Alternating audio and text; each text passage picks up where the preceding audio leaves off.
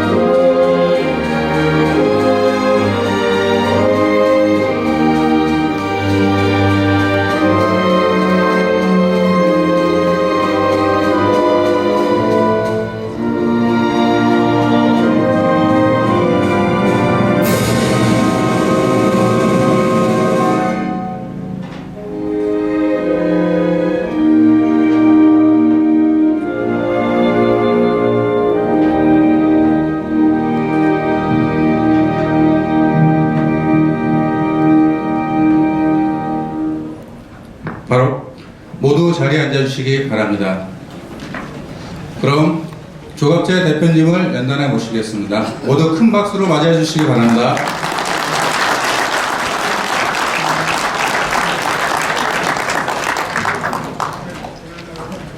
그동안 안녕하셨습니까?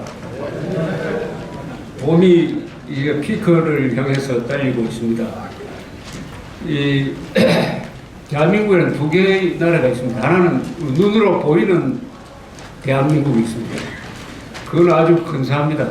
그걸 느끼시려면은 산으로, 강으로, 야외로 또 거대한 공단으로 이 멋진 서울 시내를 활보하시는, 그래서 몸으로 느끼시는 이 대한민국, 굉장히 좋은 나라입니다. 세계에서 제일 좋다는 사람도 있고 천국 다음에 한국이라는 사람도 있습니다. 또 다른 대한민국은 눈에 보이지 않는 나라입니다. 주로 정치의 대한민국, 이념의 대한민국, 무슨 복지, 갈등 이런 쪽으로 들여다보는 사람들은 대한민국을 헬조선이라고 그래요. 헬조선. 지옥이라는 뜻이죠. 그 지옥으로 보니까 그 마음에, 자신의 마음에 지옥이 있으면은 아무리 좋은 천국 다음에 한국도 지옥으로 보이는 거죠. 지옥이 있는 것이 아니라 스스로 마음에, 머릿속에 지옥을 만드는 것입니다.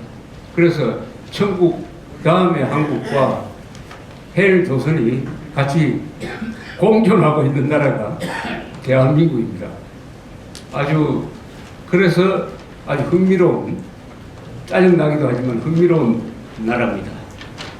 이 한국을 제대로 느끼려면 그러니까 야외로, 실외로 많이 돌아다녀야 됩니다. 여행도 그 방법 중에 하나고 등산, 산책 이런 거 있지 않습니까? 특히 연세 드시는 분들은 우리 선배 세대와 우리가 만든 이 대한민국이 어떤 모습인지를 느낄 권리가 있습니다. 또 의무도 있어요. 그러려면은 바깥으로 많이 돌아다녀야 됩니다. 여행을 많이 할 수 있다. 여행, 외국어로도 여행을 하면은 또 한국이 세계 속의 한국 이렇게 객관적으로 보입니다.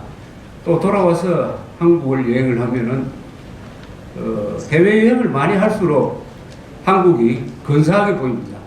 해외여행을 많이 할수록. 우리가 못 살 때는 해외여행을 하면은 온통 부러운 것밖에 없었는데 우리가 근사한 나라를 만드니까 해외, 대한민국이 또는 서울이 또는 부산이 제일 좋은 데가 아니냐 하는 생각을 가지게 됩니다. 사실 한국의 자연은 이렇게 아름다울 수가 없어요. 세계에서 최고라고 하면은 그건 좀 어폐가 있지만은 그건 최고는 비교할 대상이 아니죠. 한때는 외국에 갔다 오면은 묻는 사람들이 있습니다. 설악산보다 더 좋은 산이 있느냐고 항상 비교를 하라 그러죠. 그러나 이 자연은 비교가 아니죠. 각각 특징이 있는 거죠. 설악산이 최고란 사람도 있고 히말라야가 최고란 사람도 있는데 이런 근사한 나라를 만들었습니다.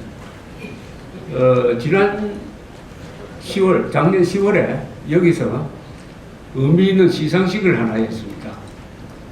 광복 70주년 체험수기 응모자 수상자 심사를 했어요. 그리고 발표를 했습니다. 수상자 19분이었습니다. 이것은 국민행동본부하고 조갑제닷컴이 공동 주최를 했습니다. 작년이 해방 70주년이었으니까 한 200몇 분의 글들이 왔는데 다 좋은 글이었습니다. 수상자가 특별히 뭐 우수하다는 뜻은 아니에요. 그러나 심사를 해야 되니까 19분을 모시고 여기서 수상식을 했는데 참 의미가 있었고 아주 좋은 행사라는 자부심이 있었습니다. 그래서 그 분들이 쓴 글을 모아서 이번에 책으로 냈습니다. 책 제목을 이렇게 붙였어요. 숙명을 거부하다. 숙명을 거부하다. 두 제목은 이렇습니다. 보통 사람들의 위대한 생애. 이 19분들은 보통 사람들입니다. 그 중에 한두 분 정도는 언론인, 두 분이 언론인이기 때문에 언론계에서 많이 알려져 있지만 여기는 정치인도 없고 뭐 노벨상 받은 사람도 없어요. 그러나 생애는 위대한 생애입니다. 한 분 한 분의 이야기가 다 드라마예요. 정말로 영화로 해도 다 국제시장의 주인공 같은 사람도 있고 그것보다 훨씬 더 어려움을 딛고 일어선 사람도 있고 하나하나 읽을 때마다 저는 감동의 소용돌이를 느꼈습니다. 그 책을 내면서 제가 카피를 뭐라고 쓸까 하다가 이렇게 썼어요. 진짜 헬 조선에서 태어나 불굴의 투지로 천국 다음에 한국을 만든 우리 아버지 어머니들의 이야기다. 이렇게 썼습니다. 그래서 이 책은 지금 오늘 나가서 판매를 하는데 좋은 선물이 되지 않을까 이렇게 생각을 합니다. 우선 이 행사를 해가지고 굉장히 좋은 자료, 역사적 자료죠. 이게 역사적 자료를 하나 남기도록 해주신 우리 서정갑 국민행동본부장께서 여기 오셨는데 박수를 보내주시기 바랍니다.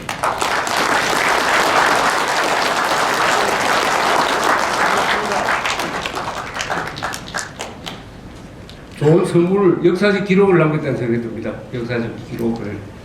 이게 책을 손에 쥔다는 것은 참 소중하죠. 기록을. 역사는 이긴 사람이 차지가 되는 게 아니라 결국은 기록한 사람의 차지가 된다는 말이 있습니다. 서해영 소개한 김에 그 옆에 항상 우리 애국 활동을 할 때 우리의 안전을 지켜주시는 분이 있습니다. 구결사대 최병국 단장이신데 이분이 최근에 해병대 전후 전국 총연맹을 만드셔가지고 지금 총재로 취임을 했습니다. 최병국 선생 박수 대전에서 올라오셨습니다.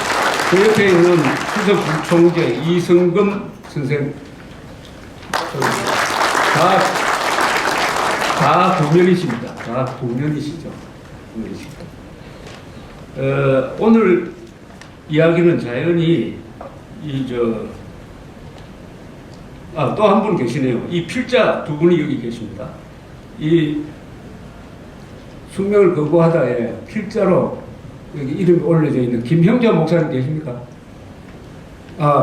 일어서 주시죠. 김형자 목사님이 쓰신 책은 좀 그런 으시시합니다. 공산주의가 만든 피 묻은 가족 사랑, 호남지방에서 있었던 6.25 전후에서 있었던 이념으로 한 가족이 참 피로 씻는 그런 참혹한 이야기를 하셨는데 그걸 다 듣고 김형자 목사님은 이 기독교적 사랑으로서 그것을 다 극복하고 지금은 그렇게 연세가 드셨는데도 애국운동하고 계십니다. 앞으로 계속 건강을 유지해 주시기를 바랍니다. 오늘 주제가 선거가 될 것 같은데 총선 그리고 앞으로 내년에 치러야 될 대선 이 총선에서 발로 뛴 사람이 있습니다. 그리고 가장 어려운 당까지 만들어가지고 그래서 우리 통일한국당이라는 근사한 이름의 정당을 만들고 이 선거에 참여했던 우리 최인식 전 국민행동본부 사무총장님을 모시고 실정기를 한번 들어보기로 하겠습니다. 생생한. 그래서 여기 나와서 한번 체험적 4.13 총선에 대해서 한 10분 내지 20분 동안 말씀해 주시기 바랍니다. 박수로 환영해 주십시오.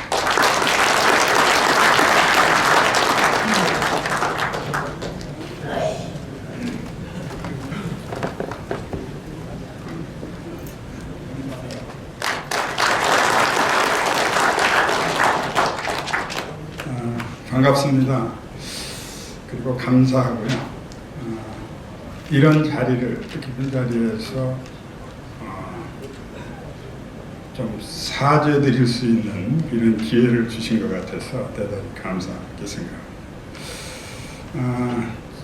여러 어르신들께서 잘 아시다시피 작년 4월부터 시작해가지고 도저히 이 나라를 이렇게 해서는 지킬 수 없겠다. 애국 운동만 가지고는 되지 않겠다 해서 애국당을, 이념당을 창당을 해야 된다는 동지들하고 함께 당을 창당을 했습니다. 그리고 요번에 이제 애국당으로 창당을 해가지고 요번 4월에 이름을 도저히 애국당을 가지고는, 애국당이라는 이름을 가지고는 대중정당으로 나가는데 좀 한계가 있겠다, 이런 그 여론들이 비등하게 대두됐습니다. 그래서 여러 가지 어려움이 있는데도 불구하고 선거에 임하면서 등록하기 2주일 전에 통일한국당이라는 그야말로 미래지향적이고 우리 대한민국이 더 큰 대한민국으로 가기 위한 그런 이름은 거창한 이름을 바꿨습니다. 그런데 이름을 막상 바꿔놓고 나니까 창당하는 과정에서부터 애국당을 창당한다고 했는데 우리 동지들도 지역에서는 당명이 바뀐지를 모르고 선거를 치르게 됐습니다. 그거는 우리가 이제 선전을 할 수 있는 수단이 없었습니다. 언론에서 비춰주지 않고 오직 우리가 할 수 있는 수단은 신문 광고를 통해서 하거나 선거 공간에서 일정한 돈을 내고 방송을 통해서 하는 수밖에 없는데 그 외의 방법을 동원하면 명함을 새기는 것도 선거법 위반입니다. 그래서 다른 방법이 없기 때문에 조선일보, 동아일보, 문화일보 광고 2번을 했습니다. 그 2번을 하고 총선 결과에 표를 얻은 것은 프로테이지로 하면 형편없는 프로테이지라서 프로테이지가 잡히지 않지만 그러나 숫자로 따져보면 대단한 성과를 거뒀다 저는 그렇게 생각합니다. 숫자로 그 신문 광고 2번을 보시고 불과 당명을 안 지 열흘 만에 찍은 표가 16,427표를 얻었습니다.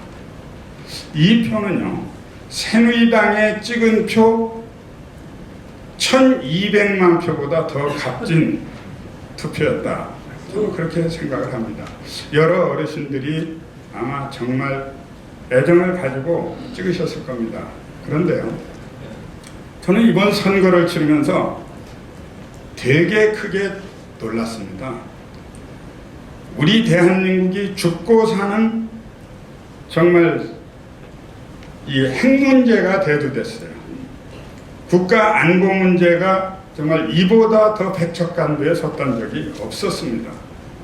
우리 건국 이래에 지금 김정은이보다 더 무섭고 위험한 저런 적이 핵까지 무장을 하고 지금은 핵을 가지고 만지고 보여주고 있습니다. 곧 던지겠다고 위협을 하는데도 이번 총선거에서 여야 모두가 안보에 대한 공약, 핵에 대한 이야기를 한마디도 꺼내지 않았는데요. 그거 한 가지에 놀랐고 또 우리 국민들이 전체의 유권자가 마치 짜고 하는 것처럼 그 문제에 대해서 컴플레인한 언론도 없고 국민도 없었다는 겁니다. 이게 도대체 어쩌다 이 나라가 이렇게 됐을까? 우리는 이제 저는 이런 생각을 했습니다. 북에서 장사정포이던 대포 한 발 쏴대도 그때나 떨어졌나 보다. 평택쯤에 떨어졌나 보다. 서울에 안 떨어지고 아마 우리 국민들이 이 지경까지 오지 않았나.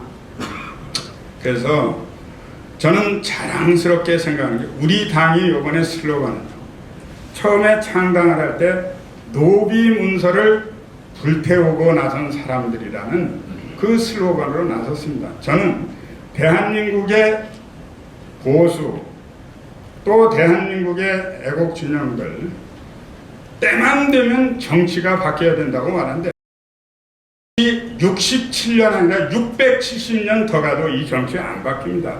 투표를 이렇게 하고는 정치 안 바뀝니다. 새누리당이 저렇게 똥을 싸문대고 있는데도 저 당 망할까봐 벌벌 떠는 이런 노비적 근성의 투표 성향을 가지고 어떻게 정치가 바뀌겠는가. 여기에 계신 어르신들은 절대 그런 분들이 안 계십니다. 그러나 대중들은 대부분이 그렇다는 거예요. 그래서 요번에 이런 선거를 치르면서 이제 다행인 것은 이 당이 한번 창당을 하면 2%를 못 얻으면 전에는 해산이 됐습니다. 자동으로. 그러나 지금은 해산이 되지 않습니다. 그래서 이 당을 가지고 계속해서 이제 애국 운동을 운동 정당으로서 이제 계속하면서 공감하고 서로 연대하고 또 이 국민을 확산시켜서 결국은 마침내 대한민국의 통일한국당 같은 이념당이 확고한 자리를 잡지 않으면 저는 대한민국 망한다. 뭐 대한민국 없어지지는 않겠죠. 망한다 이렇게 생각. 박수 한번 크게 한번 공감을.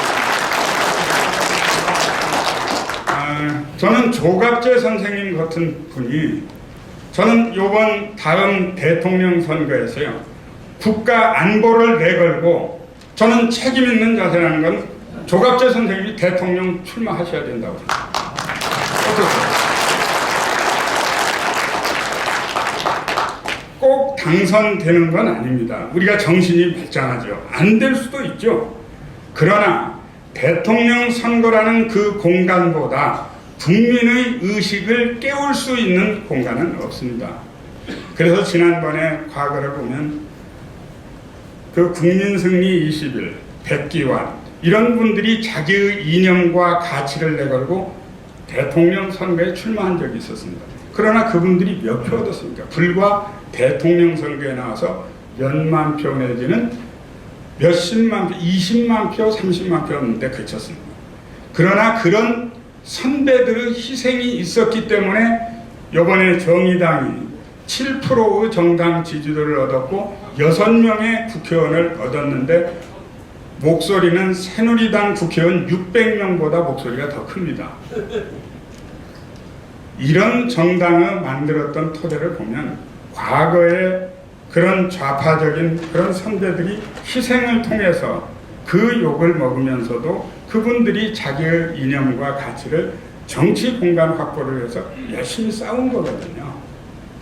저는 우리 통일한국당이 이번에 16,427표로 정말 거대한 우리의 동지들이 있다는 걸 확인했습니다. 이 확인을 통해서 우리가 함께 힘을 모아서 이것을 바꿔야 하는데요. 정말 투표할 때 저는 우리의 그 지역구 후보를 내지 않았습니다. 원래 정당이 지역구 후보를 내야 되는 거죠. 그런데 이 새누리당 표가 지역구 표가 갈리면 새누리당이 망하는데 이렇게 되면 우파 분열이 된다. 그래서 사실상 안 냈습니다. 그러면 우리가 안 내면 그 표가 새누리당이 제대로 됐습니까? 요번에 안 냈습니다.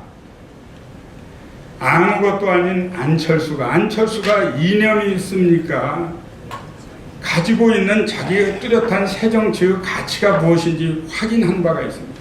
그러나 안철수가 26%를 얻었습니다. 26점 프로를 얻었고요. 새누리당이 33%를 정당 득표에서 얻었습니다. 그리고 민주당이 25%대를 얻었죠. 그런데 정당이 전체 얻은 득표를 보면 부산 하나 예를 들자면 부산에 18석이 있는데 5석을 뺏겼습니다. 그런데 뺏긴 5석이 중요한 게 아니라 내용이 매우 심각합니다. 부산에서 당선된 더민주당의 후보들이 얻은 득표가 적게는 50%에서 65%가 넘어갔다는 겁니다. 그리고 새누리당이 이겼다고 하지만 몇 프로 차이로 근접했습니다. 그리고 전체 투표에서 얻은 득표는 더민주당보다 1.3%를 더 얻었습니다. 그러면 새누리당이 호남에 가서 얻은 득표 실력은 얼마냐? 불과 10%대입니다. 이렇다면 대한민국이 지금 전체로 봤을 때 새누리당이 가지고 있는 득표가 35% 정도 됩니다. 그렇다면 이제 대선이 얼마나 심각한 지경에 왔는가를 올 때까지 온 겁니다. 지금 거대한 타이타닉호가 가라앉는 중인데 우리 여기서 나설 수 있는 게 보수 이념 정당이 이념 세력들이 확고하게 우측에서 드라이브를 걸어서 바로 세우지 않으면 옳고 그름은 이미 사라졌습니다. 국가의 안보와 이념 다 사라져갑니다. 마지막 이 조갑재 선생님의 지금 부산 강연이나 서울 강연 이것이 아마 유일한 우리 보수의 마지막 남은 최후의 낙동강 전선이 아닌가 이렇게 저는 생각을 합니다. 저는 이 통일한국당이 가지는 역사적 의미 그리고 우리가 무엇을 대변해야 되는지를 잘 압니다. 제가 역사책에서 우리 한국 정치사 불과 70년이 안 되기 때문에 제가 봤습니다. 정당사를 다 봤습니다. 대한민국의 자유민주주의적 성공한 이 가치를 주장한 정당이 한 번도 이념을 내걸고 정당이 건설되어서 투쟁하고 선거를 치른 적이 없습니다. 물론 저하고 동지인 그 고인이 된 봉태웅 그 동지가 대한국당이라는 것을 만들어 가지고 지난번 선거에서 14,000표를 득한 적이 있었습니다. 그 이후에 그 전을 보자면 없는 거예요. 이념과 가치를 내걸고 자기가 희생을 무릅쓰고 희생을 한 정치 세력이 한 번도 없었고요. 그것을 잘하는 새누리당입니다. 우파 보수 진영 알기를 속된 말로 흑사리 껍데기 취급을 하는데 그 취급을 당하면서도 한번 정당 창당을 했거나 그 희생을 한 적이 없습니다.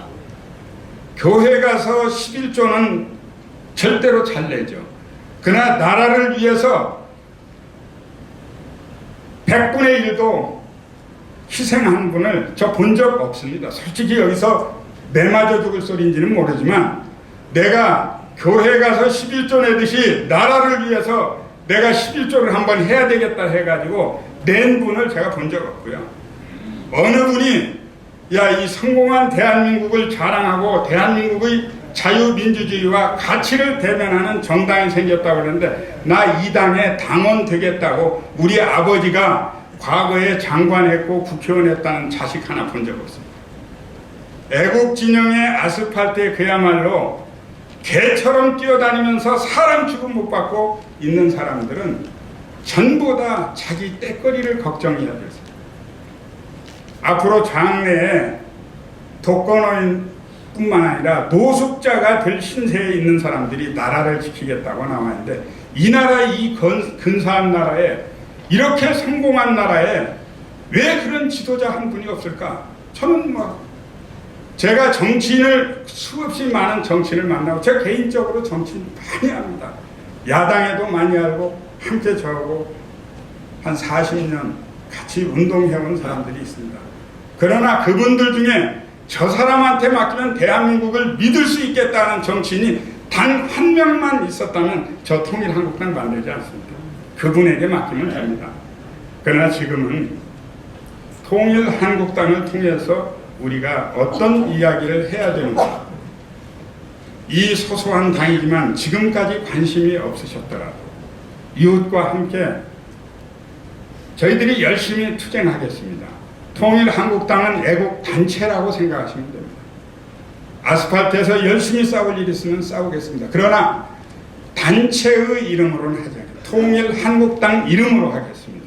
그래서 다음 선거에서 그동안 싸워온 그 성과를 가지고 국민에게 평가를 받고 이 일이 앞으로 10년이 걸릴지 20년이 걸릴지 30년이 걸릴지 그러나 4, 50년 다 걸렸습니다. 저 좌파들도. 이 싸움을 계속해서 해야 하고 이 싸움을 우리가 시작하는 애국 통일 한국당이 되겠다는 다짐의 말씀으로 오늘 인사 말씀을 마치겠습니다. 감사합니다.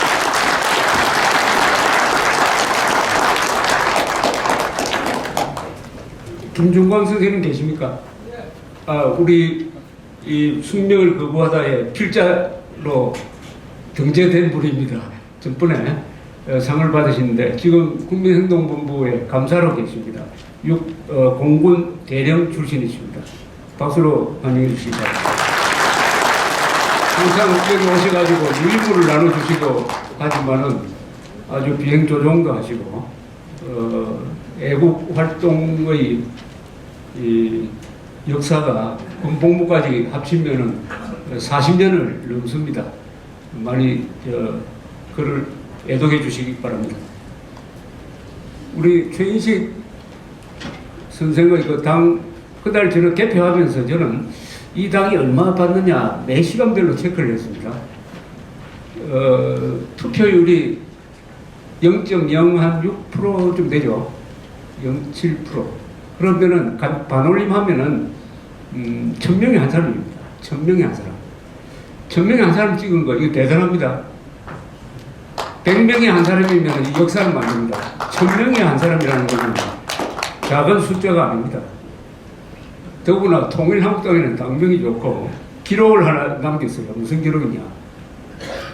2016년 4월 13일 총선에서 핵 문제를 공약으로 내건 유일한 정당입니다. 핵 문제를 공약으로 내건 유일한 정당은 새누리당이어야 하는데 새누리당이 기권했으니까 이 당이 엄청난 일을 맡았습니다. 자위적 핵무장을 선언을 했습니다. 찬성한다는. 이것은 이번 선거의 의미를 역설적으로 보여주는 것이라고 생각을 합니다. 집권 여당의 제1공약은 무조건 한국 같은 경우에는 무조건 안보라 해야 됩니다. 안보가 민생보다 100배 더 중요합니다. 민생보다 안보가 100배 중요합니다. 안보는 생명과 관계되는 거예요. 민생, 복지 이것은 어떻게 사느냐와 관계되는 것입니다. 죽느냐 사느냐 문제, 더구나 핵 문제는 재래식 무기와 달리 국가 존망의 문제보다 더 큰 민족 공멸의 문제입니다. 민족이 살아남으면 국가는 없어졌다고 해도 다시 살아납니다. 그러나 민족이 없어지면 국가고 문화고 역사고 다 없어져 버립니다. 핵 문제는 민족 공멸의 문제예요.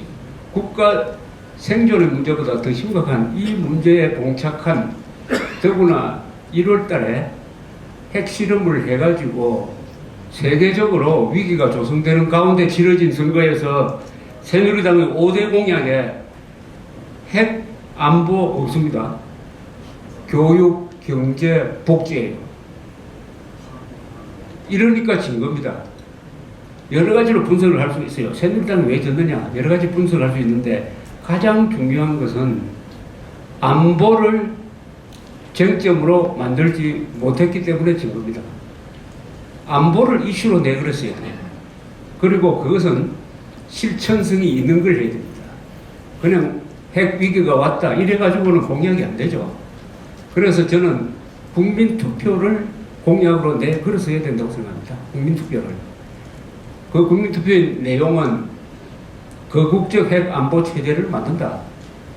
그 핵심 내용은 GDP의 1% 또는 복지 예산의 10%를 국방부가 별도로 앞으로 매년 핵 안보 체제 건설에 투입한다. 그럼 한 15조 됩니다.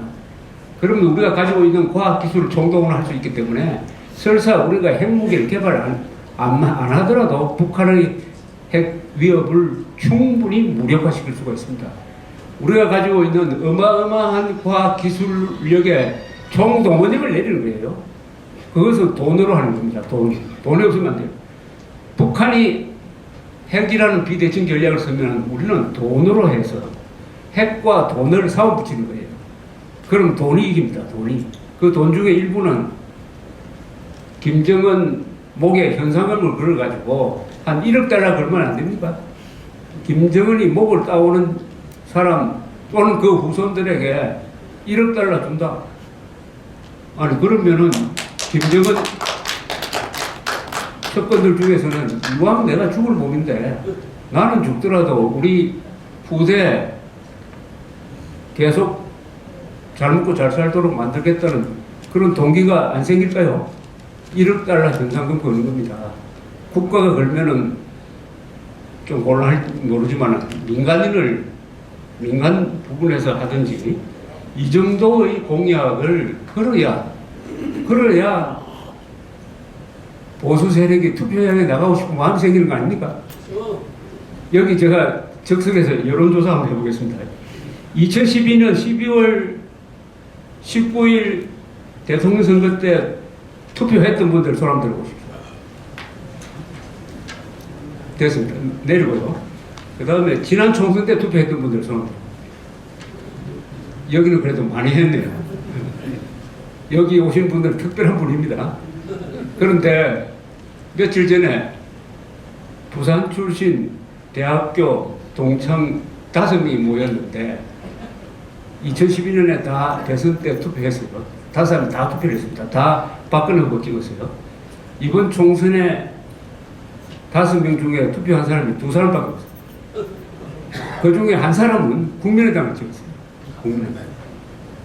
이게 하나의 표본이라고 봅니다. 하나의 표본이에요. 여기서 요것대로 하면은 벌써 새누리당 표가 60%가 날아가 버린 거예요. 그런데 토론이 벌어졌다. 왜 안 나갔느냐? 정리하면 반응이 딱 2가지예요. 박근혜 정부하고 새누리당 꼴 보기 싫어서 안 나갔다. 짜증난다. 정남이 떨어진다. 요 반응이 많았고, 내가 안 나가도 여론조사 보니까 뭐 압승하게 돼 있는데 굳이 나갈 필요 없었다. 요 2개가 결합이 됐다는 게 결정적입니다. 하나는 보기도 싫다 하는 짜증. 그렇더라도 좌우 대결이라든지 또는 안보 문제 같으면 나갑니다. 그러나 공약도 비슷하고 또 여론조사에서는 압도적으로 이긴다고 나오니까 굳이 내가 나갈 필요 있느냐? 골프장에 나가는 게 낫지. 이렇게 된 거예요. 이게 이번 선거를 완전히 바꿔놓은 겁니다. 그 다음에 이야기하는 건 다 강론에 속해요. 강론에. 그럼 여기 따져봐야 되죠. 왜 새누리당과 박근혜 정부가 이렇게 밉상으로 보이느냐? 이렇게 물어보면은 대부분이 공천 과정을 이야기합니다. 공천 과정에서의 문제. 특히 친박인지 뭐 진박인지 이거 한자로 써야 알만한 그 사람들, 이 한구란 그 공천을 챙겼던 사람들에 대한 반감이 너무 많아요. 김무성 대표에 대한 반감도 있는데 그것보다는 훨씬 더 반감이 세요. 특히 유승민 후보 문제를 왜 그렇게 처리하느냐. 거기 5명, 아니 여기 계신 분들 거의 대부분이 유승민 후보 좋아하는 사람 별로 없으리라고 생각을 합니다. 별로. 맞죠? 네, 맞습니다. 그런데도 저런 식으로 하는 것은 부당하다 하는 여론이 형성되어 버렸어요. 저런 식이라는 것은 뭐냐? 공천을 할 때 유승민 후보를 새누리당 정체성과 맞지 않는다 해서 공천에서 배제할 수가 있어요. 배제할 수 있습니다. 그러려면은 국민들한테 설명을 해야 됩니다. 설명을. 왜 배제를 해야 되느냐? 이 사람은 원내대표면서도 중요한 협상을 하면은 계속 좌파 세력이나 야당이 좋아하는 쪽으로 양보를 한다. 어떤 경우에는 이거 법 취지와도 맞지 않고 헌법하고 맞지 않는다. 또 원내대표로서 연설하는데 가만 들어보면은 이거는 좌파 인사가 하는 일을 말을 하고 있다. 이래가지고는 대통령의 국정 운영, 아니 그 이전에 대한민국의 자유민주주의적 정체성과도 맞지 않는다. 그러니까 탈락시킨다. 이렇게 이야기합니다. 그렇지 않습니까? 이렇게 당당하게 이야기해야 돼요. 당당하게. 아니 친박 진박이라는 사람이 박근혜 추종 세력으로 알려져 있는데, 그렇다면 그 중에 논리 정연한 사람이 나와가 기자들한테 이렇게 설명했으면은 박근혜 대통령이 먹을 욕을 대신 먹는 거예요. 악역을 담당하는 겁니다. 아마 찬사가 많았을 거예요. 초기에 그렇게 하고 진행을 했어야 되는데, 그렇게 당당하게 논리를 펼 용기가 없고 이념 무장이 없고 논리 무장이 안 되니까 중얼중얼하면서 불평하면서 이렇게, 그것도 아주 야비하게 마지막까지 공천을 결정 안 해가지고 마지막에 탈당하도록 만드는 이런 치사한 방법을 동원하니까 유승민은 싫어하지만은 이런 식으로 하는 것은 너무 비겁하다 이래 된 겁니다. 비겁하다. 비겁하게 보이면 안 돼요. 이 보수 세력은 비겁하게 보면 안 됩니다. 보수 세력은 미학이 있어야 됩니다. 그 미학은 뭐냐? 멋지게 보여야 됩니다. 사람이 공정하게 보여야 됩니다. 당당하게 보여야 됩니다. 치사하게 보이면 보수가 아닙니다. 왜 그렇습니까? 보수는 나라의 주인이기 때문입니다. 주인이 아니고, 좌파는 좀 치사하게 보이고 악랄하게 보여도 주인이 아니잖아요. 주인이 아닌 사람은 원래 그렇게 행동하는 겁니다. 그러나 주인이 치사하면 안 되죠. 주인이 모성을 대할 때 치사하게 하면 그 국회의원분들이 박수 칩니까? 이번 선거의 가장 큰 교훈이 새누리당은 공정하게 보이지 못했다. 정정당당하게 보이지 못했다. 치사하게 보이고 꼼수 쓰고 비겁하고 게으르다는 인상이 강하게 박혀버렸습니다. 이게 공정하게 보인다는 게 뭘까요? 당당하게 보인다는 게 뭡니까 이거? 여기에는 요걸 좀 어렵게 이야기하면은 요걸 민주적 절차라고 이야기합니다. 보수 세력은 민주적 절차를 거쳐야 돼요. 보수 세력은 시간이 걸리더라도 절차를 거쳐야 됩니다. 그게 게임의 룰입니다. 간첩이 틀림없다 하면은 그냥 쏴 죽이면 되는 게 아니고 재판을 거쳐야 됩니다. 재판을 해가지고 간첩을 처벌해야 돼요. 그러지 않고 유승민 밉다, 나가라고 당당하게 이야기하지도 못하고 본인이 나갈 수밖에 없도록 보고는 요것은 민주적 절차를 거치지 않는 거예요. 보수 세력이 가져야 될 기준이 세 가지가 있습니다.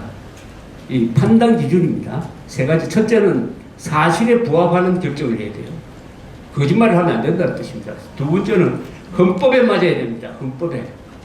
세 번째는 공평해야 돼요. 공정해야 됩니다. 이걸 어겼습니다. 이 어긴 데 대해서 우리 국민들이 예민하게 반응해요. 다른 나라 국민들보다는 한국 사람들은 불공평한 데 대해서는요 굉장히 예민합니다. 못 참습니다. 배고픈 거는 참아도 배 아픈 거는 못 참는다는 이야기가 사촌이 논사하면 배 아프다는 사람들입니다. 불공평한 걸 못 참습니다. 역사적으로 증명된 거예요.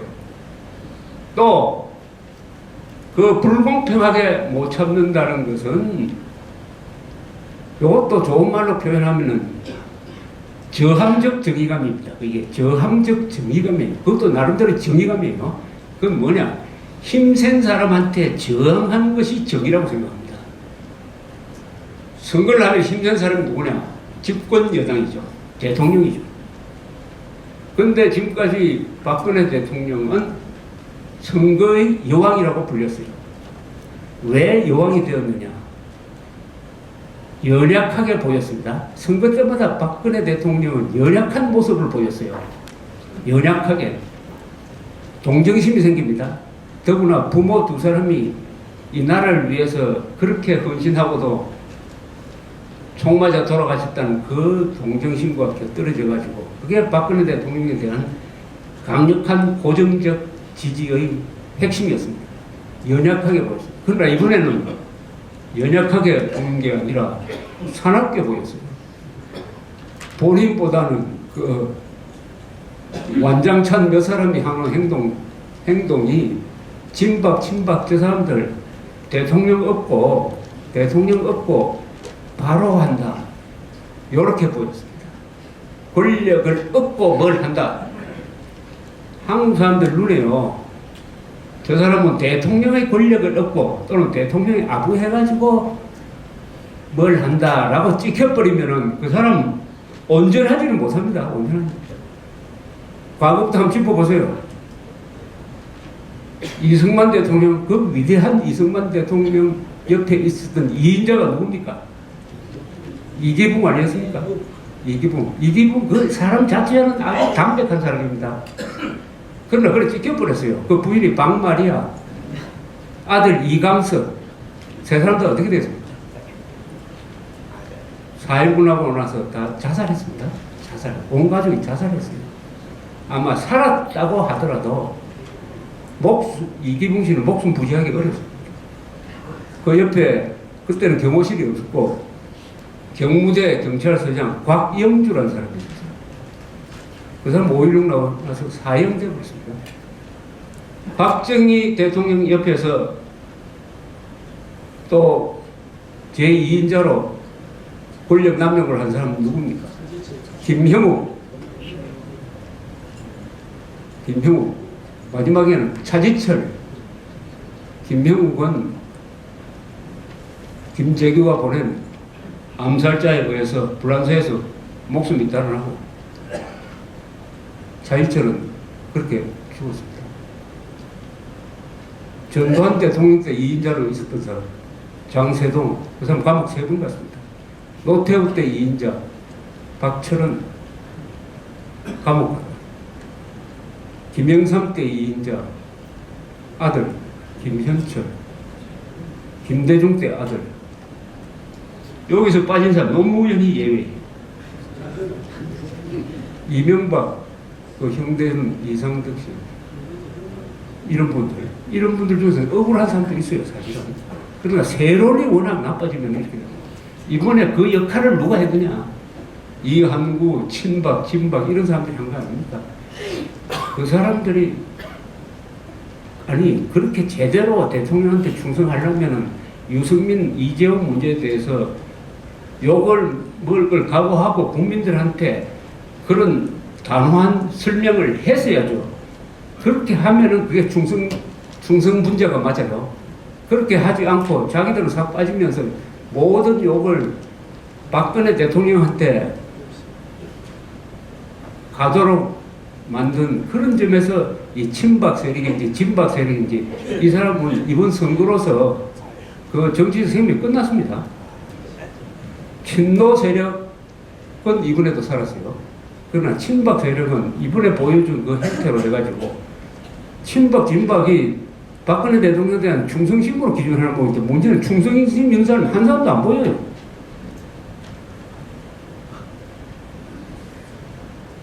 이게 선거 패인의 한 원인이었다고 볼 수 있습니다. 이것도 따져보면 말이죠. 이 문제도 따져보면 어디서 출발하느냐. 집권 여당이, 보수 여당이 안보를 포기하면 이런 짓을 하게 됩니다. 자주 국방을 포기하면 이런 짓을 하게 돼요.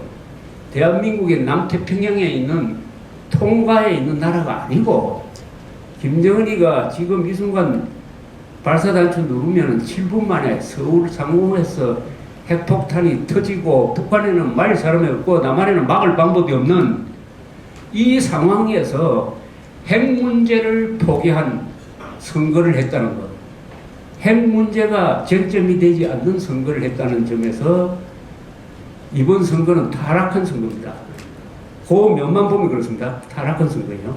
그리고 가장 큰 타락자는 집권 세력입니다. 집권 세력. 집권 세력. 어떻게 안보 문제를 포기하고 표를 달라고 합니까? 그건 말이 성립이 안 되잖아요. 안보 문제를 포기한 정당이 표 달라고 하면 안 되죠. 그럼 표를 포기했는데 안보를 포기하니까 쟁점이 뭐가 되어버렸죠? 이번 선거의 쟁점이 뭡니까? 쟁점이 좀 희미한 선거가 되었지만은 김종인이라는 사람이 경제민주화를 상징하는 사람이에요. 온통 나눠 먹기가 소위 좋은 말로 하면 복지가 선거 쟁점이 됐습니다. 선거 쟁점. 어떻게 국민들한테 퍼주느냐? 이게 선거 쟁점이 되면 당연히 좌파가 이깁니다. 좌파 나눠 먹기 경쟁을 여당이 안보를 포기해버리고 야당 아젠다에 얹혀가지고 야당과 더불어 누가 많이 국민들한테 나눠줄 거냐, 노동자를 편하게 해줄 거냐, 대기업을 깎아내릴 거냐, 이런 경쟁하면은 그렇게 경쟁하고도 표를 달라고 한다는 게 그 참 무한무치하고 그런 거 아닙니까? 이 선거 프레임에서 기본적으로 져버렸어요. 오히려 그런 선거를 해놓고 이 정도 얻은 것도 기적입니다. 우리 국민들이 아까 최인식 총장이 열변을 토했듯이 습관적으로 그냥 35% 정도는 여당을 찍으니까 이렇게 된 거예요. 감사하다고 생각해야죠. 감사하다. 물론 다른 대안이 없으니까 대부분 찍었습니다. 대안이 없으니까. 이제는 대안을 만들어야 되죠. 만들어야 되면 우리 통일한국당 같은 이 세력이 더 커져야 되는 것은 두말할 것도 없다고 생각합니다. 문제는 이 선거가 끝났는데도 왜 이 선거에 졌느냐 하는 데 대한 반성이 제대로 이루어지지 않는 것 같아요. 반성이. 단순하게 친박, 무슨 비박 싸워서 이렇게 됐다. 그건 아주 단순하게 보는 거예요. 그 전에 이런 선거가 나올 수밖에 없었던 가치관의 문제가 있습니다. 철학적인 문제가 있어요. 역사적 문제가 있는 것입니다. 가치관입니다. 이 가치관이, 보수적 가치관이 실종되었다. 그렇다면 이 보수적 가치관을 새로 어떻게 만들 거냐 하는 게 크나큰 과제로 남았습니다. 흔히 이렇게 이야기합니다. 다음 대통령 선거 때는 이번에 정신 차렸으니까 보수가 결집할 것이다. 그것도 그때 가봐야 되죠. 그때 가봐야 됩니다. 지금 느낌으로는 한국에서 이념 문제로 좌우를 가르기는 힘들 겁니다. 2012년에 박근혜 대통령이 지휘한 2차례 선거에서 보수가 결집해서 이겼어요. 큰 차이는 아니지만 이겼어요. 이긴 가장 큰 원인은 좌우로 가는 선거였습니다. 좌우로. 총선 때는 한명숙 대표가 통합진보당의 이정희하고 손을 잡는 바람에 이 완전히 좌파 본색을 드러냈습니다. 그래서 좌우 우파가 결집을 했어요. 이거 잘못하면 나라가 넘어간다. 대통령 선거 때는 좌파 친노 진영을 대표하는 문재인 후보, 나중에 이정희는 스스로 물러나서 문재인을 지지하는 바람에 좌우 대결 구도가 형성됐습니다. 그래도 3.5% 차이밖에 없었어요. 다음 2017년 선거도 좌우 대결로 갈 거냐 하면은 아마 어려울 겁니다. 왜 어렵느냐 하면은 변하기 때문입니다. 이 세상은 변합니다. 좌파도 옛날처럼 그런 식으로 노골적 친북, 종북 행동을 자제할 거라고만 생각합니다. 투표를 앞두고는 그렇게 됩니다. 극단적으로 안 갈 거예요. 안 가고. 그러니까 뭐가 쟁점이 될 거냐, 뭐가 선거의 가장 큰 주제가 될 거냐 하는 것이 앞으로 큰 변수가 될 것이라고 생각합니다. 그렇다면 우리 보수 세력도 좌우, 친북, 종북 이런 개념에 매달려 있어서는 안 되죠. 다른 차원의 고민을 해봐야 됩니다. 그런 이야기도 다른 모습으로 설명을 해야 돼요. 친북, 종북이 없어졌다는 뜻이 아닙니다. 있지만은 그 사람들이 모습을 바꾸면은 이쪽에서도 그 사람들을 규정하는 말을 새로 만들어내야 됩니다. 설명하는 방법이 달라져야 돼요. 달라져야 됩니다. 제가 알기로는 종북 이런 거 가지고 한 10년, 앞으로 10년 동안 써먹었습니다. 그 정당도 해산시켰어요. 그런데 이 말이 상당한 사람들한테 실증을 내게 됐습니다. 실증을. 그래서 여러 가지 말을, 다른 말을 지금 개발해 보려고 노력도 했습니다. 저는 핵인종이라는 말을 만들어냈습니다. 북한의 핵개발을 비호하고 인권 탄압을 비호하고 남한의 종북 세력과 손잡았던 세력, 핵인종이다. 핵인종이다. 핵인종 때문에 한반도가 핵기업이 오게 생겼다. 핵인종. 또는 자꾸 진보라고 그러니까. 자기들 진보라고 그러니까. 그래, 너 진보라고 하면 내 진보로 불러준다. 그러나 그 앞에 수식을 하나 붙여야 되겠다. 자칭 진보다. 자칭 진보. 줄이면 자진인데, 자진. 또는 가짜 진보다. 가진이가 됩니까? 뭐 그런 식으로 하든지, 소위 진보다. 소진. 뭐 이런 식으로. 어쨌든 새로운 이념적 규정이 약한 말을 만들어낼 필요가 있는 거 아니냐 하는 그런 고민을 한번 해보기도 합니다. 국민행동본부가 제5차 핵실험을 하면은 정부는 김정은한테 현상금을 걸고 국민투표하자는 광고를 냈습니다. 그게 대선으로 가는 기간 중에 있어야 될 일이라고 생각합니다. 최근에 잠수함에서 북한이 미사일을 쏘는 시험에 몰두를 해가지고 이제는 한 30km 날아가는 데까지 이르렀어요. 지금 100km까지 날아가면 어떻게 되느냐? 100km까지 날아가면은 공해상으로 나가가지고 물속에 있다. 공해상으로 해서 나가서 활동하는 잠수함 격침시킬 수 없습니다. 국제법에 격침시킬 수 없어요. 100km 나갔다가 물속에서 서울을 향해서 핵미사일 쏜다? 막을 방법 없습니다. 지금 우리가 가지고 있는 방어망은 아무 쓸데가 없어요. 그래서 북쪽으로만 향하고 있어요. 또 배후로 돌아가서 부산에서 쏜다? 부산 앞바다에서 쏜다? 이 제일 무서운 핵미사일은 잠수함에서 쏘는 겁니다. 잠수함에서. 미국의 경우에는 잠수함으로 쏘는 핵미사일, 그 다음 B-52와 같은 폭격기로 가는 핵미사일, 그 다음에 대륙간 미사일로 쏘는 거, 이렇게 세 방법이 있습니다. 그 중에서 제일 중요한 게 잠수함인 것은, 잠수함은 사실상 탐지가 불가능합니다. 물 속에서 탐지하는 게 간단하지가 않아요. 기술적으로 불가능하다고 보면 돼요. 그래서 항상 몇 대는 물 속에 있습니다. 물 속에. 최후의 수단으로 물 속에 들어가는 거죠. 프랑스도 그 뭐 핵 무기가 얼마 안 돼요. 저 미국이나 소련 정도는 안 되죠. 그러나 프랑스도 항상 핵 잠수함 한 척 내지 두 척은 바다에 띄워놓습니다. 혹시 누가 파리를 핵으로 공격하면은 그 잠수함으로 보복을 하기 위해서 그렇게 하고 있습니다. 잠수함. 이 북한이 종합적 핵 전력을 추구하는 과정에서 잠수함에 손을 댔어요. 이거 심각한 문제입니다. 심각한. 여기에 당장 위협을 받는 게 한국과 일본이죠. 한국과 일본.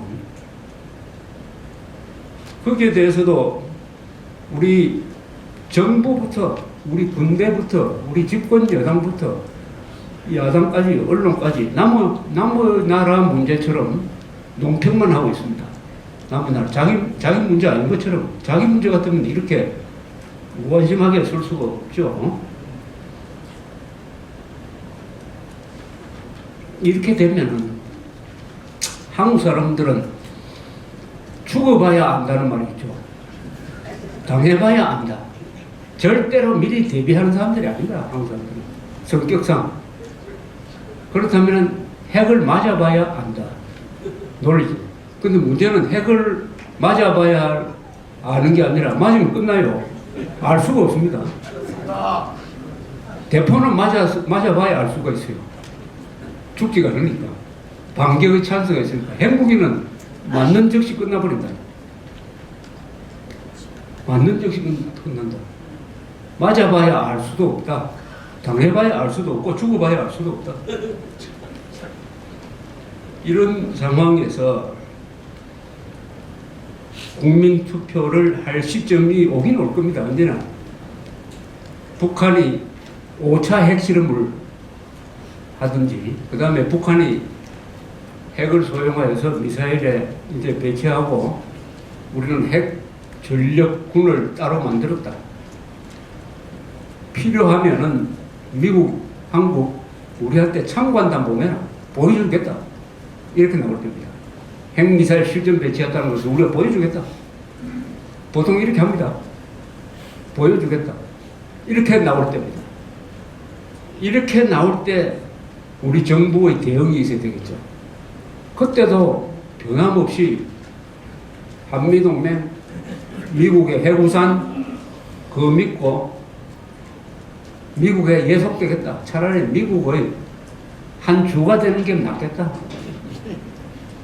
이런 식으로 가든지 아니면은 동족이니까 우리 북한이 하자는 대로 해주자. 요 두 방향으로 갈 가능성이 많습니다. 그 두 방법 말고는 다른 방법이 없어요. 또 있으면 좋겠는데 없어요. 그러니까 국민투표를 해가지고 거국적 핵안보 체제를 건설하겠다. 자위적 핵무장 검토하겠다. NPT 체제 바꿔야 된다. 미국이 제공하겠다는 핵우산 다시 점검하고 확실하게 해야 되겠다. 빼내간 전술 핵무기 재배치해야 되겠다. 그 공동 사용권을 가져야 되겠다. 이런 주장을 하면서 승부를 거는 이런 결단을 집권 세력이 내리고 국민들이 적극적으로 뒷받침한다면은 대통령 선거에도 영향을 주겠죠. 그 연장선상에서 대통령 선거를 아마 주도권을 잡고 치를 수 있을 거라고 생각합니다. 근데 그 사이에 아무것도 안 하고 계속 민생이 그래도 제일 중요하다. 복지 중요하다 하면서 지금 기존 판에서 끌려가다가는 보수 세력이 다음 대통령 선거 때 질 가능성이 훨씬 높죠. 훨씬 높습니다. 질 가능성이. 우리나라 선거판에 몇 가지 원칙이 있습니다. 보수는 분열로 망하고 좌파는 오만으로 망한다. 이번에는 보수가 분열했습니다. 분열했죠. 친박, 비박으로 분열했습니다. 그런데 좌파는 오만하지 않고 큰일 났다 해가지고 살궁리를 하고 모습을 바꾸려고 김종인이라는 이 새누리당 사람을 당대표로 끌어올 정도니까 얼마나 많이 바뀌려고 노력했습니까? 그 정도 노력을 하니까 오만하게 보이던 야당이 상당히 노력을 많이 한다 이렇게 보인 거예요. 선거판에서.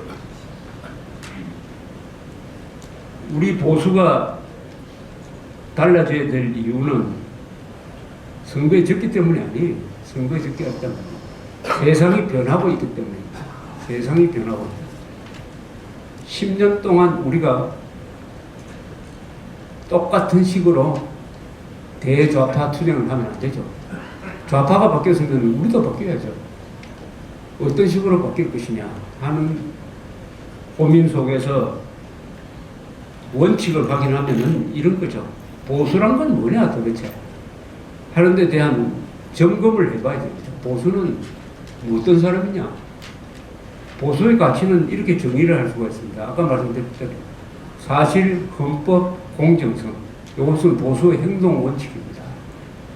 보수의 가치는 진실, 정의, 자유입니다. 진실, 그 위에 정의를 세웁니다. 그렇게 해야 자유를 지킬 수가 있습니다. 진실, 정의, 자유. 요 자유는 집단의 자유가 아닙니다. 개인의 자유입니다. 집단의 자유가 아니에요. 프롤레타리아, 지주, 대기업의 자유가 아니고 국민 한 사람 한 사람이 신성불가침의 기본적 인권을 가지고 있는 존엄한 존재라는 것을 전제로 한 개인의 자유를 말하는 것입니다. 보수의 가치가 헌법에 제일 정확하게 적혀 있는 게 헌법 제10조입니다. 모든 국민은 인간으로서의 존엄과 가치를 가지며 행복을 추구할 권리를 가진다. 모든 인간은 인간으로서의 존엄성을 가지고 국가는 개인이 가지는 불가침의 기본권을 보장할 의무를 진다. 이게 보수의 가치가 들어있습니다. 보수의 가치를 함부로 정의하면 안 돼요. 그래서 헌법대로 정의를 합니다. 동시에 북한 노동당 정권은 우리 영토인 북한 지역을 불법 점거하고 있는 반란단체이므로 평화적 방법으로 이 세력을 제거하고 민주적 기본 질서에 입각한 통일을 일으켜야 될 의무가 헌법 1조, 3조, 4조에 딱 적혀 있습니다. 이게 헌법입니다. 헌법입니다. 이것을 우리는 존중하는 것입니다. 동시에 이 보수 세력의 행동 윤리가 있습니다. 저는 오랫동안 주장을 해왔습니다. 한자로 말하면 첫째, 대동단결 해야 됩니다. 대동단결. 대한민국의 적, 헌법의 적이 아니면 다 우리 편이에요. 쉽게 말하면 김정일 편 아니면 다 우리 편이라고 생각해야 됩니다. 보수 세력이 우리끼리 하면서 이렇게 좁게 보면 안 됩니다. 개성공단에 대해서 박근혜 대통령이 폐쇄 조치를 했습니다. 그러니까 우리 보수 세력 안에서 개성공단 폐쇄에 반대하는 사람들은 적이다, 나쁜 놈이다, 이렇게 이야기를 해요. 이거는 이념의 문제가 아닙니다. 개성공단을 폐쇄하느냐 마느냐는 정책의 문제고 전략의 문제이지, 이건 가치관의 문제가 아니에요. 얼마든지 보수 세력 안에서도 그거는 계속 유지하면서 북한을 변화시키는 지렛대로 이용할 수가 있어, 이 정도 이야기할 수 있는 거예요. 그러지 않고 개성공단 폐쇄에 반대하면은 다 적이다 하면은 이 적이 너무 많아지는 거예요. 아니, 보수 세력이 전체 국민의 30%, 40%를 적으로 만들어가지고 싸우면 이깁니까, 그게? 적을 최소화해야죠, 최소화. 김정은에 충성하고 대한민국에 반대하는 자만 우리의 적으로 만들어야 됩니다. 소수화해야 돼요, 소수화. 적을 너무 많이 들면 안 됩니다. 그리고 타협이 불가능한 이념 가치관의 문제가 있고 타협이 가능한 정책의 문제가 있는 거예요. 이거를 짬뽕하면 안 됩니다. 짬뽕하면. 그건 전략에서 가장 바보짓이죠. 적을 많이 만드는 거. 또 주로 적을 어떻게 만듭니까? 말로 만들죠, 말로.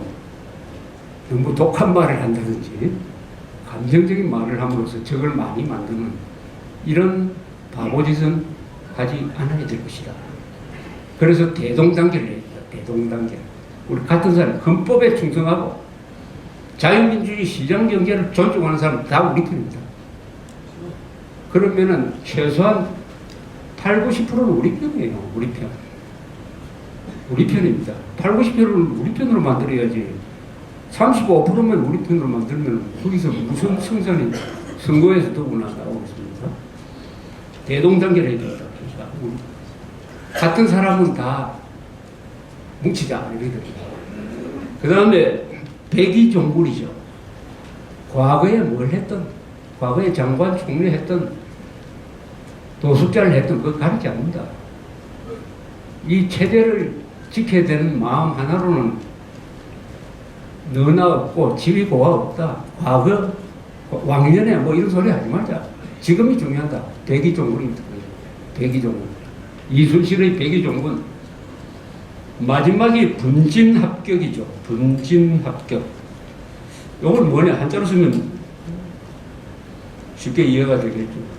나누어져서 진격하되 공격할 때는 힘을 합친다는 거죠. 어떤 고지를 점령하러 갈 때는 저 남쪽에서 올라가고 서쪽에서 올라가고 하다가 마지막에 고지를 앞두고는 돌격하면서 힘을 모아서 합격을 하는 거죠. 합격. 같이 치는 거죠. 분진합격. 각자 나름대로 노력을 하자 그죠. 자, 특기에 따라서 사람과 단체는 다 잘하는 게 있고 못하는 게 있습니다. 자기 잘하는 거 가지고 어떤 사람은 그를 통해서 어떤 사람은 돈을 벌어서 다 이야기 나라를 위해서 일하더라도 가는 방향이 같다. 어떤 순간에 오면 그 순간은 주로 전쟁이나 선거 때입니다. 선거나 전쟁이 났을 때는 힘을 모으자 한 방향으로. 그게 분진합격이에요. 분진합격 백의종군 대동단결. 이것은 보수의 행동윤리다. 이렇게 저는 항상 정의를 해왔습니다. 우리 정치판에서 항상, 아니 정치판뿐만 아닙니다. 기업이든 전쟁이든 거의 비슷합니다. 절박한 쪽이 이깁니다. 절박하다고 생각하는 쪽이 이겨요. 안심하면 이길 수가 없어요. 안심하고 안도하고 거만하고 쓸데없이 자신만만한 거 있잖아요. 준비도 없이 자신만만하면 준비를 완전하게 해놓고 자신만만해도 위험한데 오만하면 망합니다. 특히 한국에서 정치판에서는 오만하게 망하고 절박한 쪽에서 이깁니다. 절박. 이번에 이긴 쪽이 절박하게 했잖아요. 절박하게. 우리 백석도 자리하지 못한다. 이래가지고 절박하게 싸운 사람들이 이겼고, 여론조사 투표 일주일 전에 여론조사 기관 네 군데서 모여가지고 하니까 170석 이상 나온다. 이렇게 하니까 새누리당은 안 그렇겠지만 이 보수 세력은 자만을 하죠. 내가 안 나가도 될 거다. 이렇게 앞으로 이 여론조사가 선거에 참 이상한 영향을 미칩니다.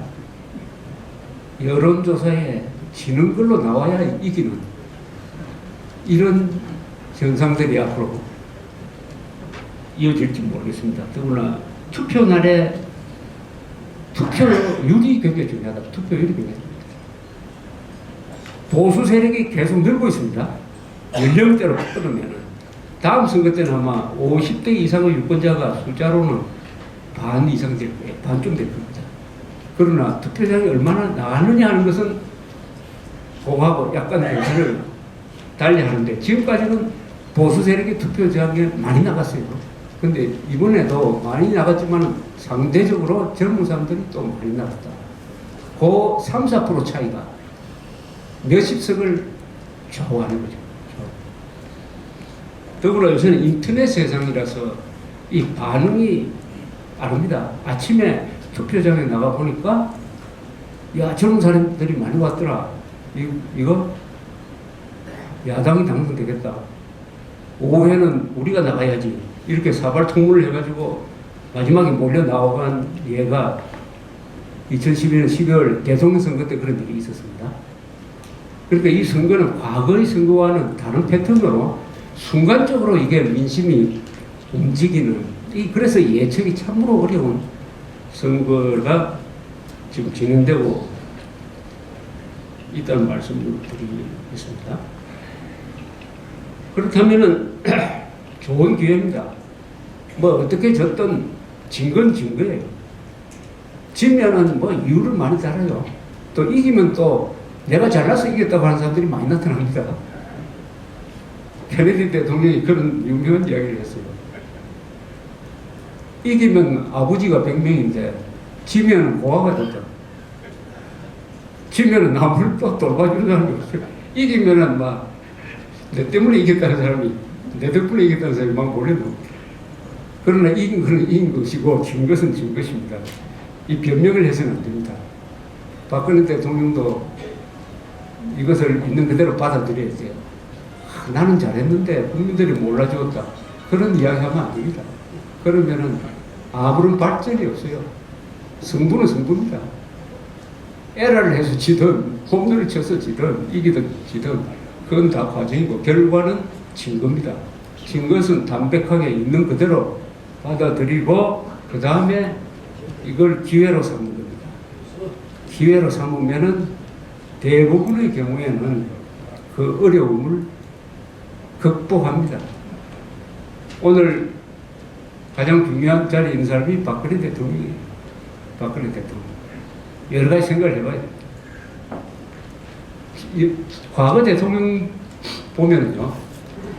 이명박 대통령 빼면은 노태우, 김영삼, 김대중, 노무현 다 탈당을 했습니다. 다 탈당을 했습니다.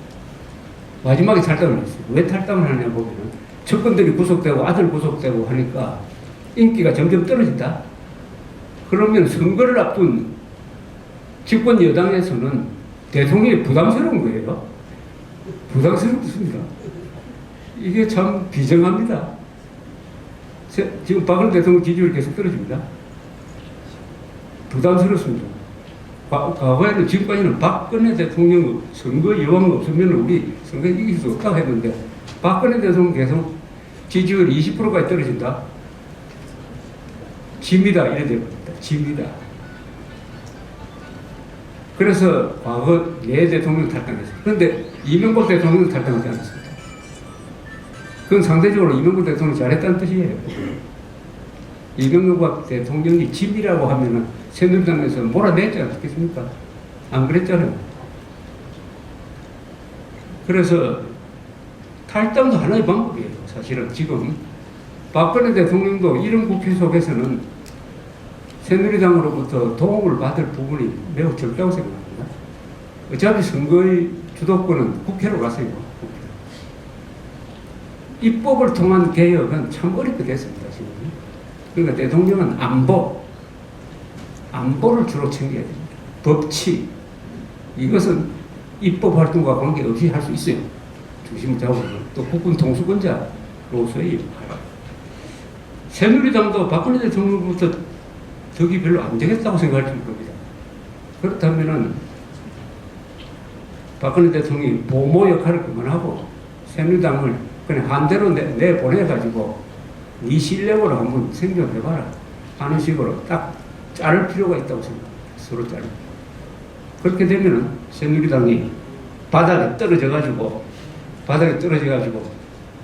그때부터 생존하기 위한 몸부림이 시작 안 되겠습니까?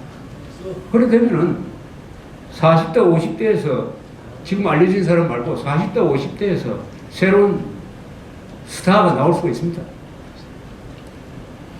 40대 50대 때 왜 김영삼, 이철성, 김대중 이 사람들이 40대 기준으로 부르짖은 게 1970년 그 이후에 우리나라에서는 젊은 세대가 해보자는 이런 구호 자체가 없었어요.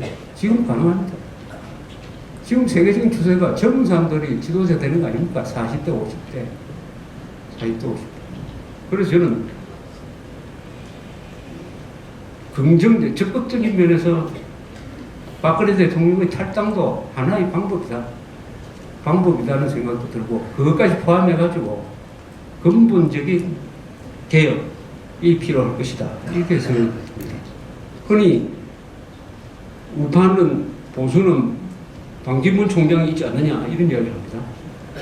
그런데 이번 선거가 워낙 드라마틱하면서 새로운 인물들이 많이 부각이 되면서 상대적으로 반기문 씨의 영향력이 그 위력이 좀 줄었습니다. 한국에서는 선거판을 통해서 큰 인물이 생깁니다. 선거판을 통해서 인물이 생기는 거예요. 전쟁을 통해서 위대한 인물이 나옵니다. 정치는 선거가 전장이에요. 선거에 참여하지 않고 큰 인물이 되기가 매우 어렵습니다. 그런 점에서 이번 총선에서 멀리 있었던 반기문 씨에 대한 사람들의 기억이나 평가가 예전과 같지 않으리라고 생각합니다. 그러나 여전히 한국 사람으로서는 국제 무대에서 가장 활발하게 움직였던 사람이고 많은 노하우를 갖고 있는 사람이고 부지런한 사람이고 출신 지역이 충청도다 하는 강점이 있습니다. 그렇다고 그 사람을 가만히 있는 사람 모셔와가지고 대통령 후보로 추대해 줄 사람이 있겠습니까? 그 좋은 자리인데 누가 추대합니까? 자기가 하지. 우리나라 대통령은 추대받아가 하는 자리가 아니에요. 쟁취하는 겁니다. 대한민국 대통령은 과거에는 다 목숨 걸었던 사람이 대통령이 되었고 요새는 목숨 걸 것까지는 없지만은 그래도 목숨 다음에 중요한 거는 다 거는 사람이 대통령이 됩니다. 또 재밌는 판이 이루어져야 돼요. 이 정치와 연예인은 참 비슷합니다. 그 인기를 먹고 산다는 점에서 인기를 먹고 산다는 점에서. 그런데 인기를 얻으려면 어떻게 해야 됩니까? 무대가 마련돼야 되고 그 무대에서 주인공이 돼야 됩니다. 주인공. 그 무대는 뭐냐? 정치 사원판입니다. 말하자면 투어를 할 때 보면은 관중석에서 다 구경하는 사람들이 그 수하고 투수하고 싸우는 걸 구경하지 않습니까? 그런 판이 만들어져야 돼요. 그 판이 재미가 있어야 됩니다. 역전승 하든지 역전패를 하든지. 김대중 대통령이 왜 역사적 인물이 됐습니까? 그 사람이 국회의원으로서는 항상 김영삼에 밀려서요. 원내 총무도 한 번도 못했어요. 김영삼은 원내 총무를 5번을 했습니다. 김영삼은 총아였어요. 우리 정치판에 아주 스타였습니다. 그런데 김대중 씨가 역사적 인물이 된 것은 바로 1971년 4월 총선, 4월 대통령 선거죠.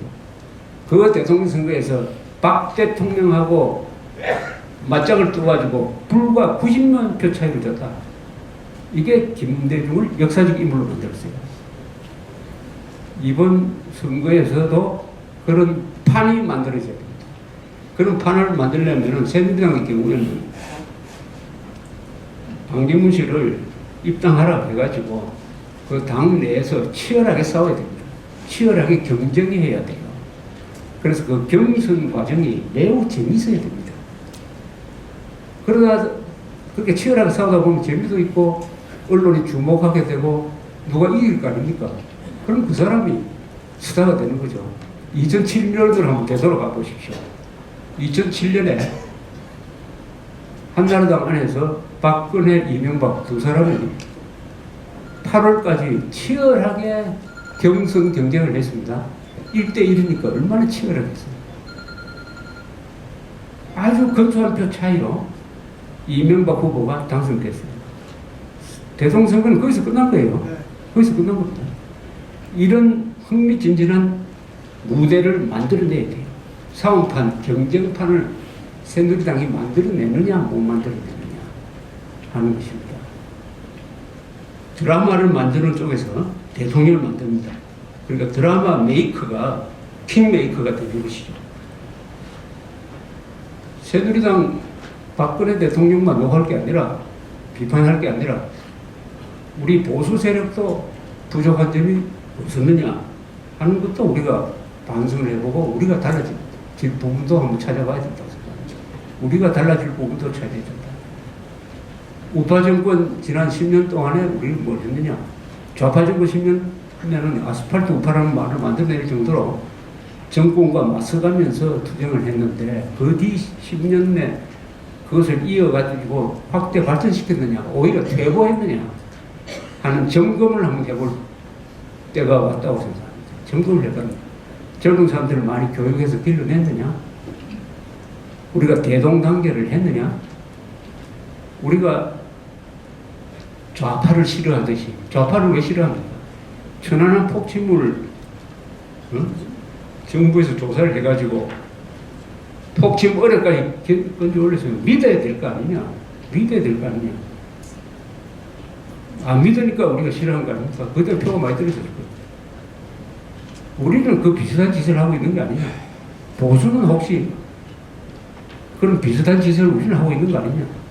좌파가 보기에는 저런 보수의 형태 때문에 난 싫어. 아니면 좌파가 아니더라도 중간에 있는 젊은 사람들이 보기에는 저렇게 억지를 부리고 거짓말하고 말이야. 깨를 쓰고 하는 거. 저런 보수 싫다. 이런 인상을 주는 행동을 우리는 이 순간에 지금 하고 있는 것이 아닌지를 점검을 할 필요가 있다고 생각합니다. 이야기를 앞으로 돌리면 보수는 미학이 있어야 돼요. 미학. 어려운 말입니다. 보수는 멋이 있어야 됩니다. 보수적 가치를 하나 상징하는 게 군대입니다. 역시 군대. 왜 우리가 군인들이 행진하고 국민의 날에 지금은 없어졌지만 여의도에서 광장에 모여가지고 그 사열하고 하는 걸 보면 가슴이 뛰죠. 애국가를 부르면서 왜 우리가 가슴이 뜁니까? 보수의 가치가 그런 겁니다. 국가, 명예, 희생, 용기 이런 거 아닙니까? 그러니까 감동이 생기는 거죠. 그게 미학이라는 겁니다. 멋지게 보인다. 용감하게 보인다. 사람이 용감하게 보이면 제일 멋지잖아요. 용감하게 보인다는 것은 희생한다는 뜻이죠. 희생. 희생하니까 용감하게 보이고 멋지게 보이는 거예요. 그런 것을 우리가 찾아내기 위해서 군사문화라는 게 필요합니다. 군사문화. 동상을 만드는 이유도 바로 그런 것이죠. 동상을. 그런 게 다 무너지고 있습니다. 우리 보수적 미학이 무너지고 있어요. 요새 대학교 졸업식에 한번 가보세요. 졸업식에 가보면은 졸업식에 참석하는 학생들이 20, 30%밖에 안 됩니다. 나머지는 그 시간에 뭘 하고 있는지 압니까? 바깥에서 가족들하고 사진 찍고 있습니다. 이런 졸업식을 하는 이 대학은 썩은 대학이에요. 마지막에 졸업장을 주는 게 그 교육의 끝 아닙니까? 졸업장을 주는 게 얼마나 엄숙합니까? 선진국은 졸업장을 총장이 다 한 사람씩 줍니다. 그거요, 5시간, 6시간 걸립니다. 그래도 다 참고 앉아가지고 그 교육을 끝내는 그 의식을 귀중하게 여기는 거죠. 우리나라는 이게 형식만 남고 의식, 무슨 기념식이라든지 뭘 할 때 참 질서가 없고요. 지저분하게 합니다. 이것도 보수의 미학이 없는 거죠. 안 통하는 거죠. 질서 정연하게, 당당하게.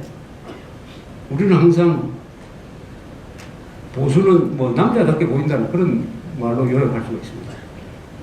내가 하는 행동이 다른 사람들 눈에 어떻게 비치느냐. 치사하게 비치는 거 아니냐. 너무 좀스럽게 비치는 거 아니냐. 당당하게 비치는 거 아니냐.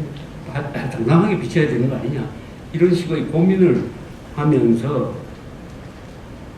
그것이 보수를 살리는 길이고 그것이 그 바탕에서 정치 세력이 또 한 걸음 한 모습으로 달라지는 것이라고 생각을 합니다. 그래서 새누리당도 대통령도 달라지고 우리 보수 세력도 이제는 달라져야 된다. 교양 있는 보수가 돼야 된다. 교양 있는 보수가 교양이 뭐냐? 교양은 점잖은 겁니다. 용감하고 점잖고 인문적 교양이 중요하죠. 역사, 철학, 그다음 문화, 그다음에 예술, 스포츠, 전인적인 사람, 사람이 원만한 사람, 법을 지키는 사람, 절도가 있는 사람, 이러죠. 그 과정에서 제일 중요한 게 있습니다. 교양을 세우는 데 있어서 제일 중요한 것은 언어입니다. 언어. 말입니다. 언어입니다. 언어. 한국어입니다. 한국어. 한국어를 제대로 써야 됩니다. 교양 있게 쓰는 거죠. 거기서 우리 보수 세력이 아주 국가와 민족 앞에서 죄를 지은 게 하나 있어요. 좌파가 하는 행동을 따라가서 했습니다. 이승만 박정희 대통령도 그렇게 했어요. 그게 한글 전용이에요. 한자를 포기한 겁니다. 한글 전용. 동아시아에서 한자 파괴는 거의 대부분이 공산주의자들 손에서 이루어졌습니다. 그걸 가지고 있는 한자 파괴가 가지고 있는 이념을 잘 모르고 이승만 박정희조차도 한글 전용으로 가다가 결국 문자가 파괴돼 가지고 한국은 국민 IQ는 세계에서 1등이지만은 고급 문서를 해독하는 데서는 꼴찌가 되는, 이래서 한글 전용이 되면서 암호를 쓰게 됐습니다. 언어가 아니라 암호, 소리, 고급 학문, 고급 기술, 고급 서적, 전문 서적은 읽어도 무슨 말인지 모르는 이런 문자 생활을 하는데, 여기에 대해서 우리 보수 세력이라는 분들이 아무 관심이 없어요. 그건 뭐 우리하고 무슨 관계있냐. 세종대왕이 한글 만들었으면 그 한글 최고 아니냐. 한글이 계속 최고라고 부릅니다. 한글이 최고의 언어라고 그래요. 한글은 언어가 아니고 문자인데도. 이렇게 함으로써 교양 있는 말과 문장이 나오지 않는 쪽으로 이게 아주 저질화되고 있습니다. 사람이 단어 수가 줄어들었어요. 그래서 어휘력이 약해지면서 집단 치매로 지금 가고 있습니다. 여기에 대해서도 보수 세력이 이거는 우리가 나가서 해결해야 될 문제라고 책임감을 느낄 때 비로소 한국의 보수가 달라질 수 있다고 생각합니다. 그걸 아무 문제라고 생각 안 해요. 아무 문제라고. 제 말이 틀렸는지 맞았는지를 확인하는 방법이 하나 있어요.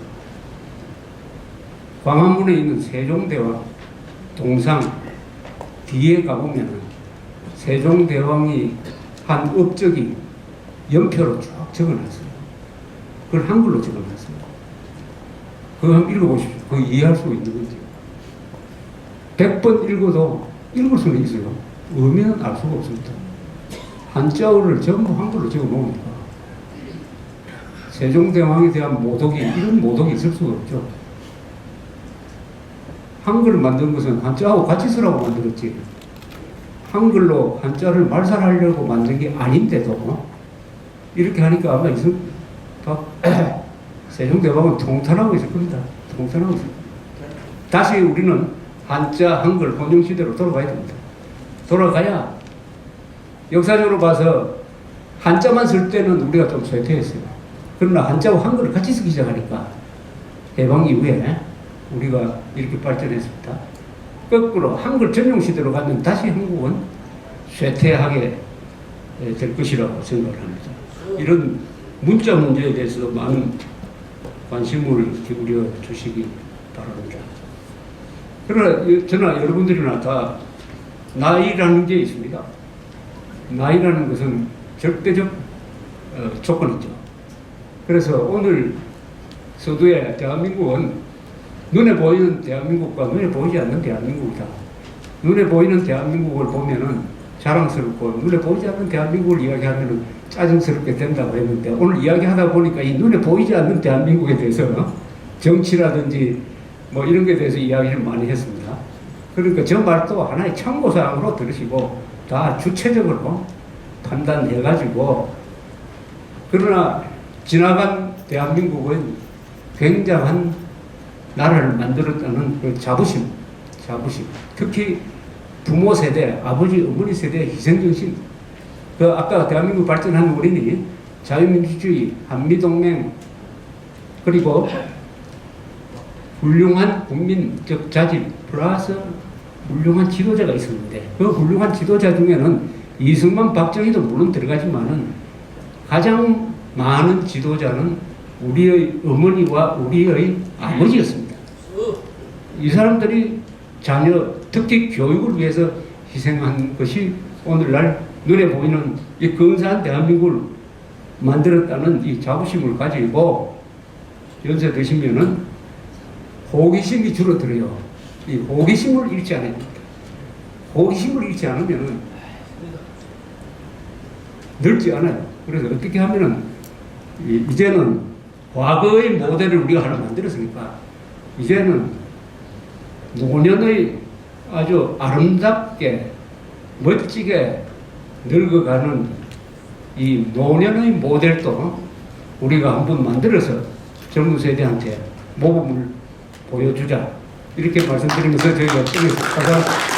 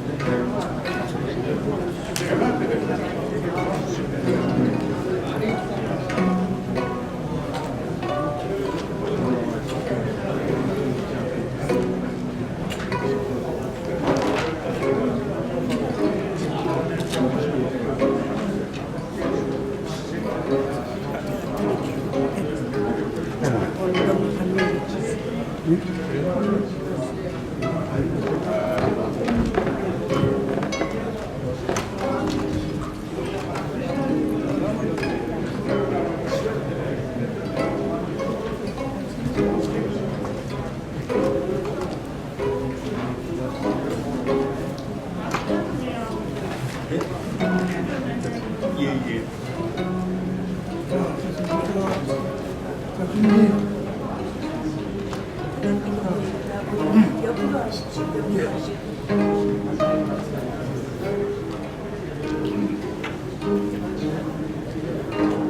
그것만 더 해주시면.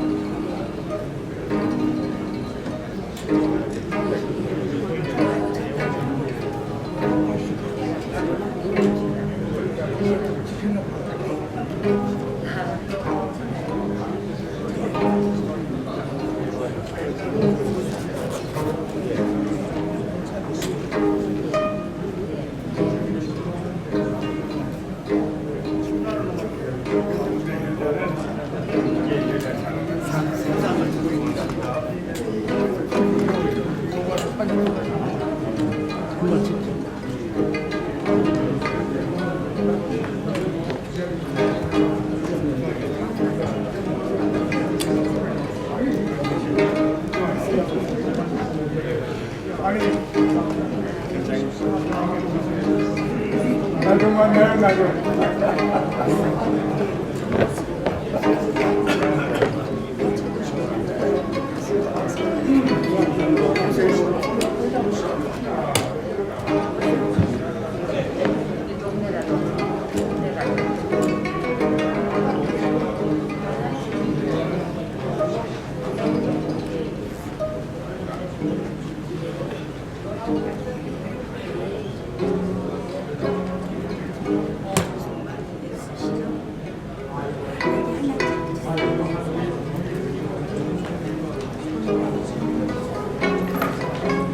역시 빨리 하라.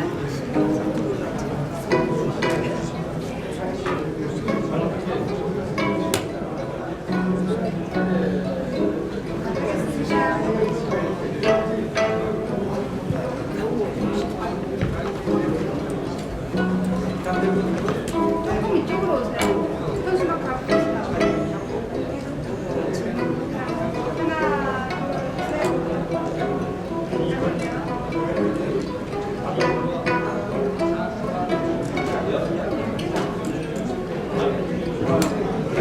하나, 둘, 셋.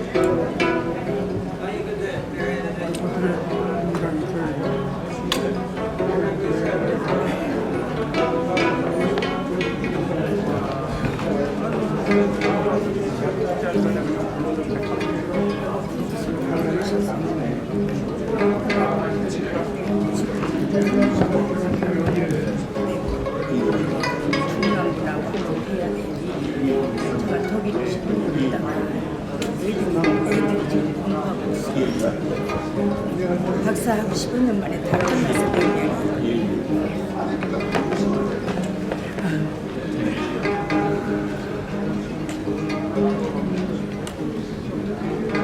뭐늘 분주하긴 한데 할 일은 없죠.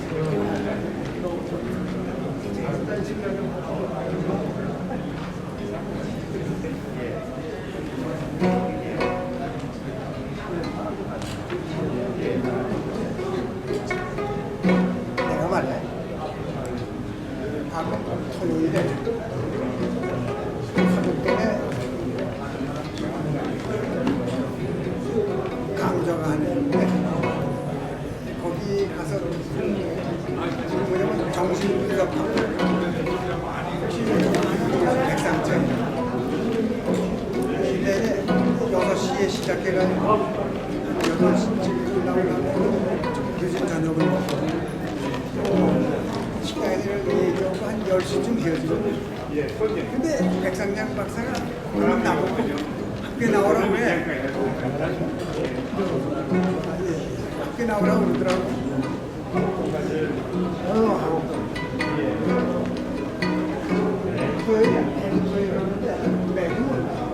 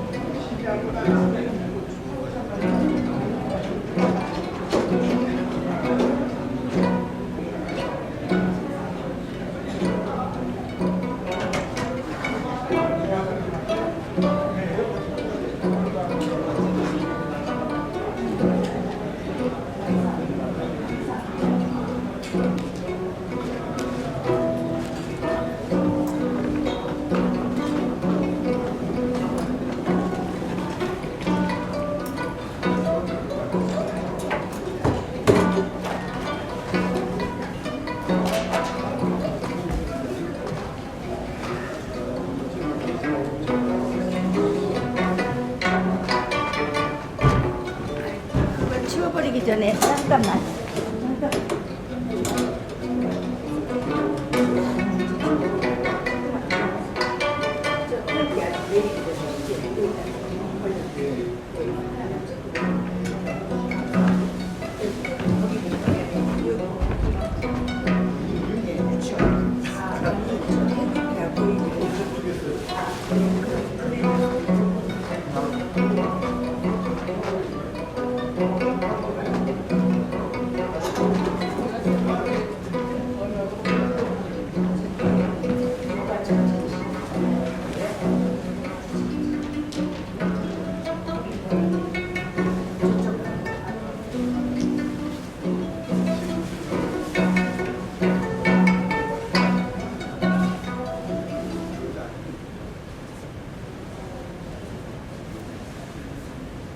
그냥 막 누르시면 되는데 눌러집니까?